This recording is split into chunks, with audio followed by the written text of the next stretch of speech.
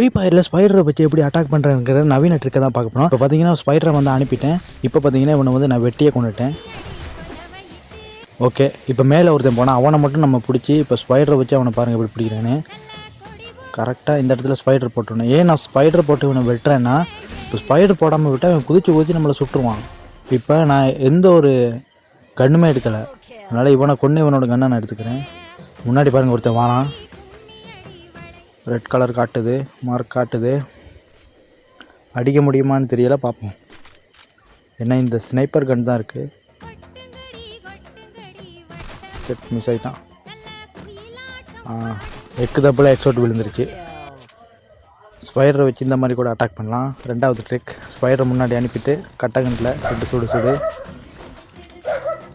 Okay, அந்த பக்கம் ஒருத்தன் இருக்கான்.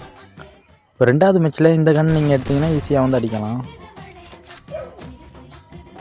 ஒரே ஒருத்தன் தான் இருக்கான், அவனையும் போட்டால் சரி. ஸ்பைடரை வச்சு அவனுக்கு பிடிச்சிருவோம். அந்த பக்கமாக இருக்கான். ஸ்பைடர் வந்துருச்சு. ஓகே, ஸ்பைடர் இந்த இடத்துல கரெக்டாக அனுப்புவோம்.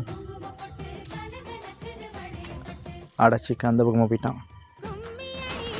வாரான் மாட்டிட்டான் ஸ்பைடரில். போட்டா ஜாலை. ஓகே, அடுத்த மேட்ச் பார்ப்போம். ஸ்பைடர் அனுப்பியாச்சு. எத்தனை பேர் இந்த மாதிரி ஸ்பைடரை வச்சு எனிமியை பிடிச்சி லாக் பண்ணி போட்டு தள்ளி இருக்கீங்கிறத கமெண்ட் பாக்ஸில் கமெண்ட் பண்ணிடுங்க. உங்களுக்கு இந்த வீடியோ பிடிச்சிருந்தா சப்ஸ்கிரைப் பண்ணுங்கள்.